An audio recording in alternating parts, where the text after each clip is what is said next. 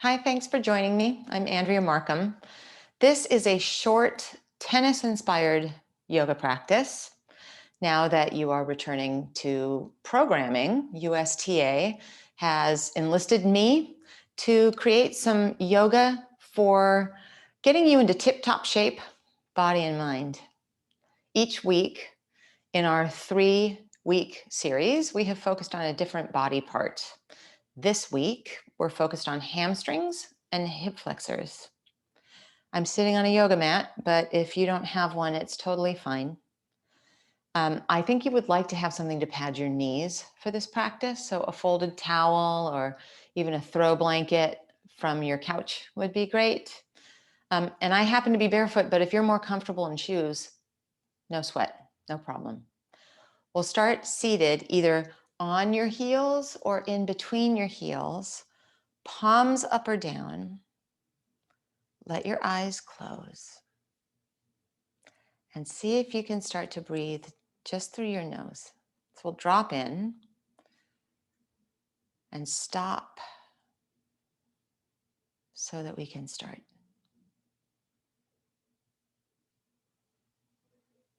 Let your breath be a tool to turn the arrows of attention inward as opposed to distractedly outward. Same thing you want to find when you step onto the court. This is like a recipe into the zone. We'll take a couple more moments here.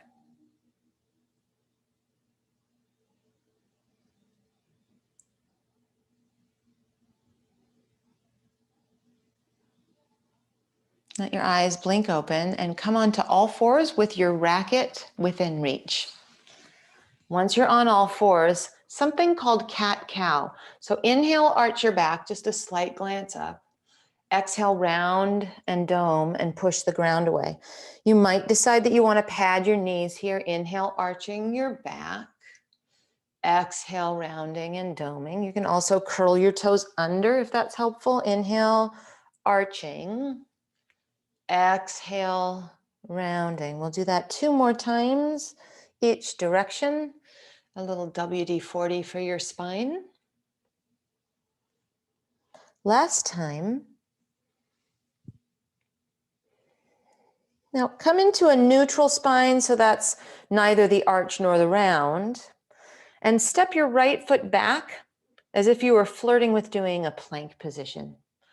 Take your racket into your left hand and reach your racket forward.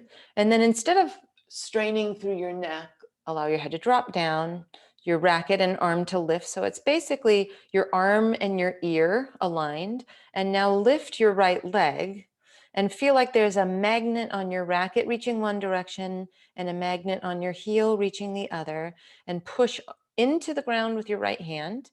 If it's better, curl your left toes under, and then maybe that will pad your knee a bit. Stay and grow long and tall, and support that length with a lift to your low belly. 3 more moments here. Then bend your right knee and start to take your racket back towards your right foot and see if you can find it, tapping that foot with your racket. You might even get a little bit closer to it, but it's an active range of motion, so you're not actually really trying to hold on to your foot right now. We're warming up your hamstrings by activating them in a contraction here. You're opening up your chest and you're still breathing. We have just 2 more here.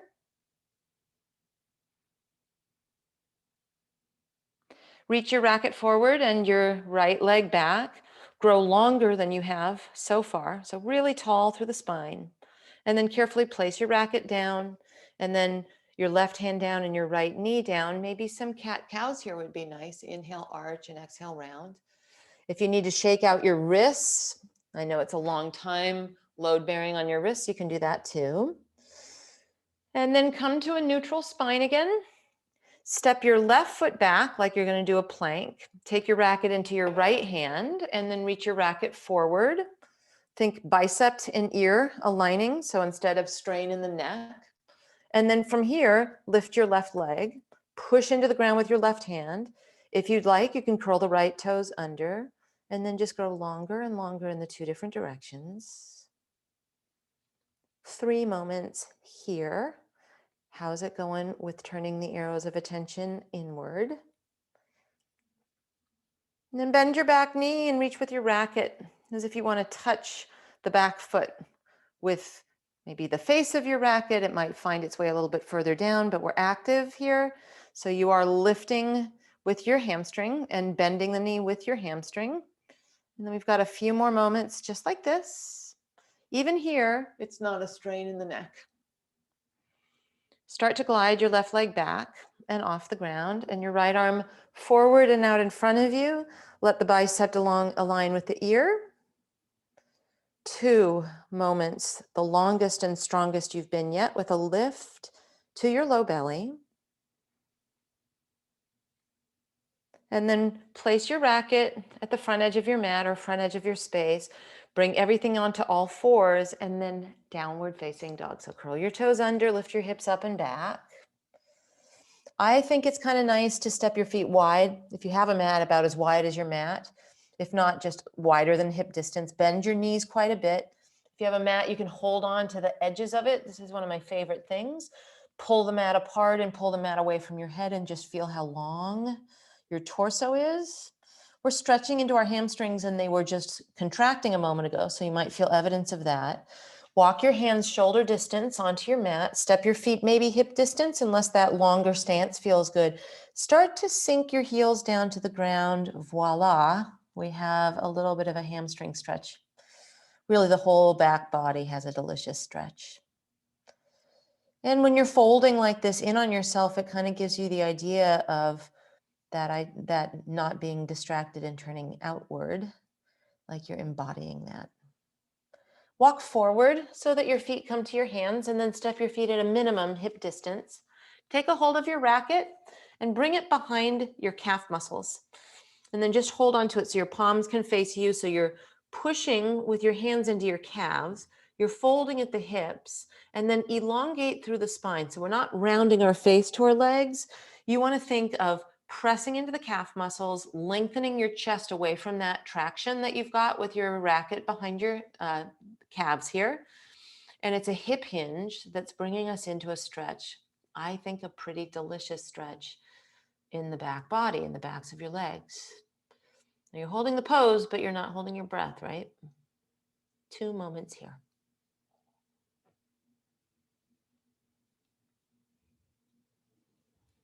Now release this. Place your racket on the ground so it can help you come upright, and then step out to the wide edge of your mat. Ready position at the baseline. Maybe it feels kind of nice to go a little side to side. You've got your racket at the ready, your focus at the ready. And then from here, turn to the right. Turn your right foot to face the short edge of your mat and roll onto the ball of your back foot. Keep your racket upright. And it's like you're preparing in very, very, very, very super slow motion for a backhand, but stay here. Now we don't have any leverage. We're still using muscles. The more upright you are, the more you straighten your left leg, your back leg, and the more you find that gentle twist over to your right, the more you're going to start to feel a stretch in the front of your left leg. So a little psoas stretch, and then breathe into it. You can kind of muck around in there on your own and find the sweet spot. Now tip it forward and let your left elbow come to the outside of your right thigh. Now you're leveraging, so you'll get a different take on how it is that you access a stretch in the hip flexors on your left leg. Twists make you sometimes feel like you want to stop breathing, but keep breathing. Just 2 moments here. Now unwind enough that you can put your racket on the ground in front of you. Spin your back foot flat, inch your right foot over to the right with straight legs. It's called pyramid pose, so maybe that helps you figure out what the shape is that you want to make here. Start to let your racket face move away from you. We're still thinking hinge at the hip, elongation through the spine, and then you'll find where the magic lives, drawing that right hip back and left hip forward and breathing. Try to press down into your right big toe mound so you're not leaning off to the outside of that right foot, that front foot. And it's not, the objective is not that you need to get your face close to the ground.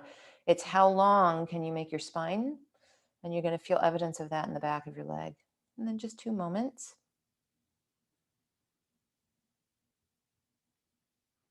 Come back upright, ready position at the baseline, turn forward, pause, and breathe. And then we head over to the left side. So turn your left foot to face the back edge of your mat, spin onto your back toes, stay upright, keep turning, and then adjust it a little bit so that it feels like the porridge is just right. The more you straighten that back leg and come upright and even encourage a twist, the more you'll be able to find something quite fruitful. Whoop, there in your back leg. Last couple moments.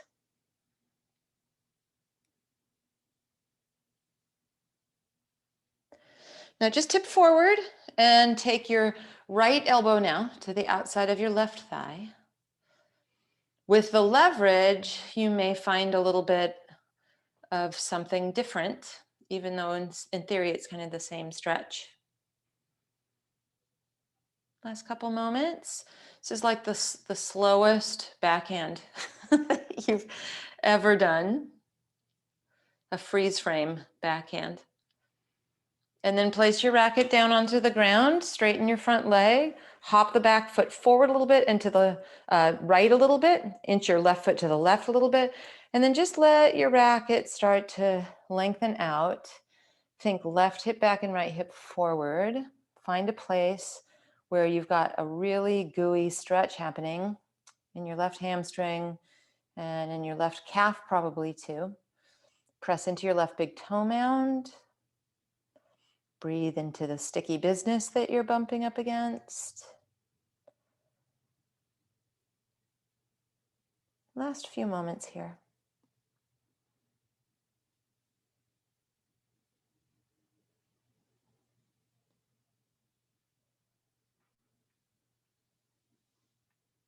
Now, firm through your belly as we come up. Ready position, facing the long edge of your mat. Pause. Once again, turn to your right. So turn your right leg out, spin on your back toes, but this time lower your back knee and then take your left elbow on the outside of your right thigh, twist over towards your right.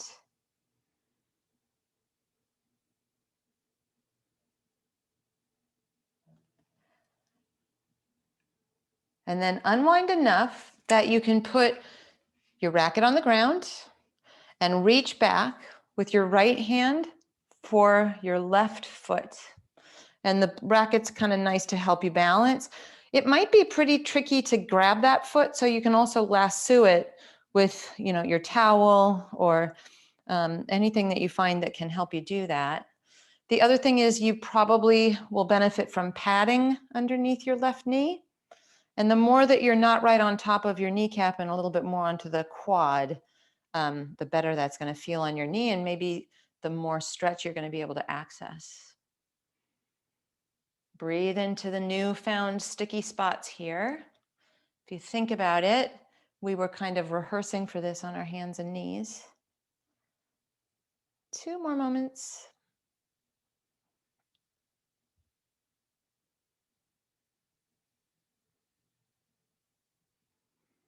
Let go of your back foot. Both hands on your racket as you straighten the front leg. Now you can scooch your right heel forward. You might even take this like more towards a split for some of you, but you've got your racket to help you out. And if you use our technique from when we were standing and then just let yourself use that racket to lean forward, you'll probably get plenty of stretch. What I want you to be careful of is that you're not super locked out in that knee. So there's going to be some wiggliness because you're using muscles, and that's the objective. Now, the more that you move it out towards a vertical split, the more you're going to feel a stretch also in the front of the back leg. So proceed with caution, right? But find a place where it serves you best. And maybe the racket is actually not even as useful as you might think here. We love it. It just may not be as useful as we might think here. And just stay with me here for a few more moments in this stretch. Just do your best.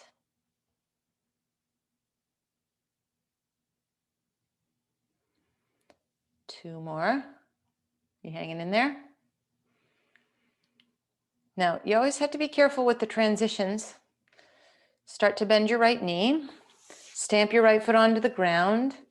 Use your racket if it's helpful to bring your back knee off your mat. And then ready position, turn yourself to face that long edge of your mat. Pause for a second here in your ready position. Over to your left, spin on the back toes, this time back knee down, and you'll hook your right elbow on the outside of your left thigh and just take a twist here for a few moments.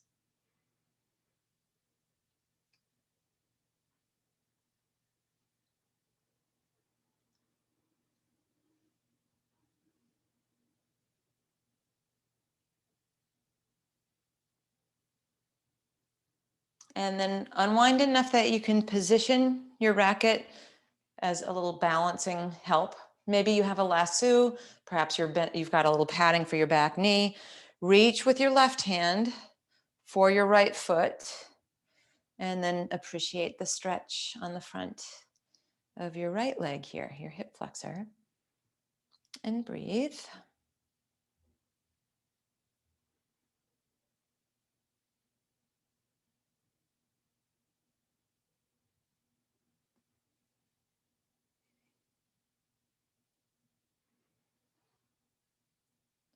Last couple moments here. Imagine that you could breathe into the places that feel stuck in the front of your right leg.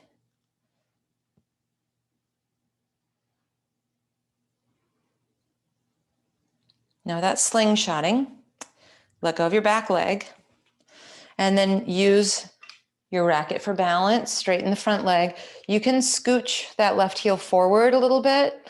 Just make sure it feels like you're still in control, right? If you want to lose the racket, that's fine, and make it more a little bit like a vertical split. Everybody's going to have their something. And then just find a place where you can steep. All of this just preparing for when you go diving for that down the line shot and you make it, you get it, because you've been preparing for it here on your yoga mat. And not only do you make the shot, you're actually able to get up and walk around afterwards. Last couple moments here.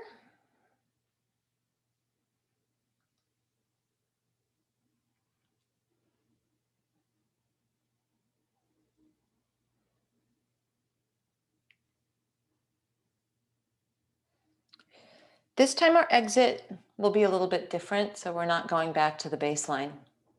After you made that last shot, you don't need to. You've won.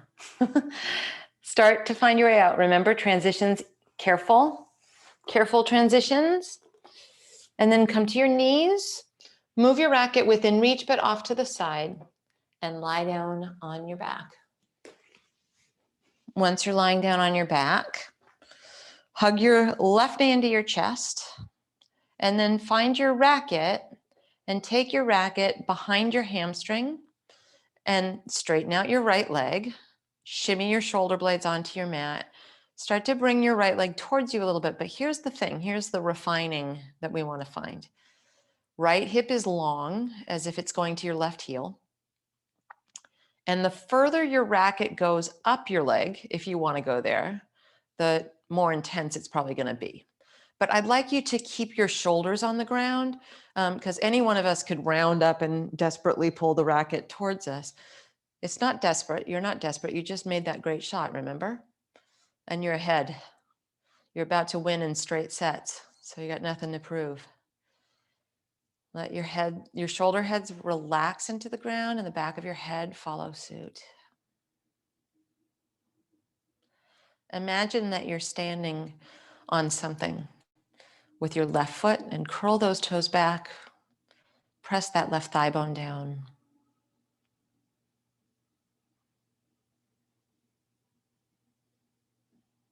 Stay here for just a few more moments.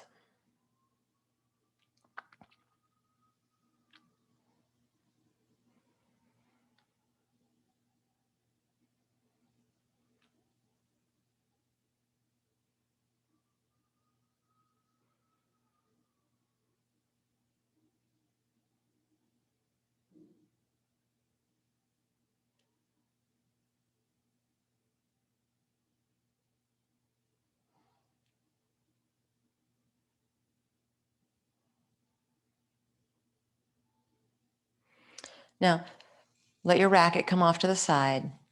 Gently release your right leg. Then bend your left knee into your chest. Situate your racket behind your left hamstring to start, and maybe that's where it stays. Start straightening out your left leg. If you want to move the racket up a little bit higher, that's fine, but just see if you can convince your shoulders to stay on the ground. Curl your right toes back towards you like you're standing on a wall. Let your head relax into the ground.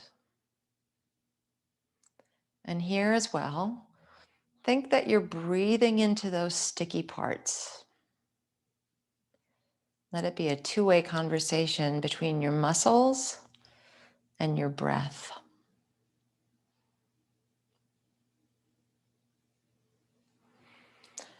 And the muscles and breath, the sensations that you're feeling in your breath are also a way to bring your mind here and now.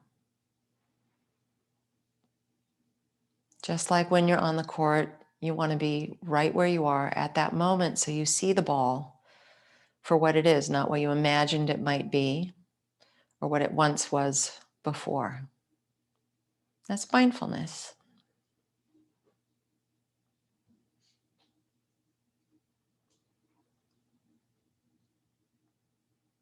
Last 2 moments here.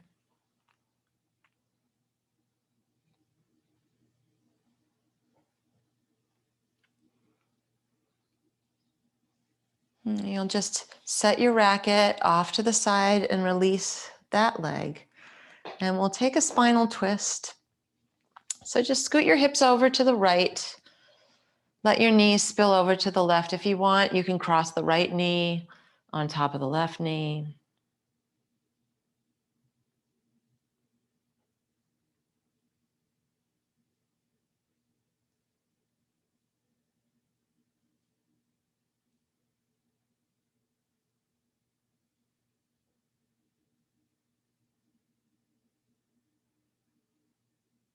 And then come to center. Scoot your hips over to the left. You could cross the left knee on top if that felt good on the first side. Spill both knees over to your right. Pause.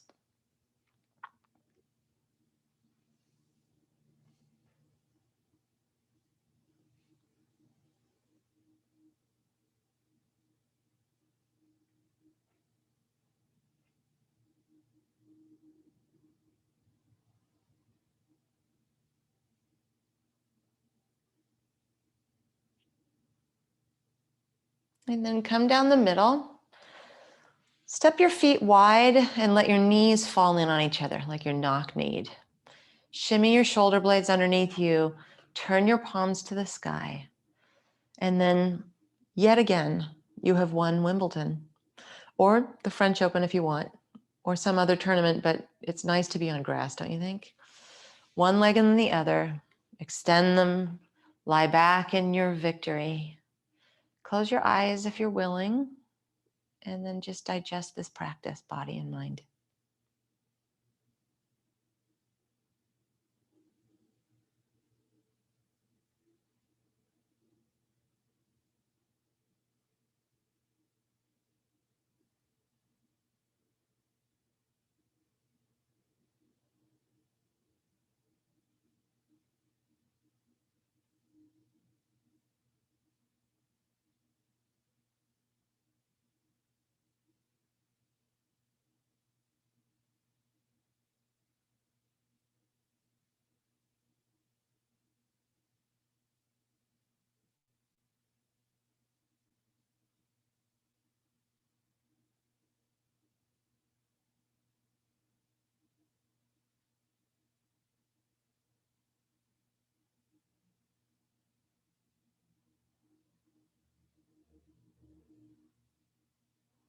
You're always welcome to stay here in your victory stance, otherwise known as Shavasana, as long as you'd like.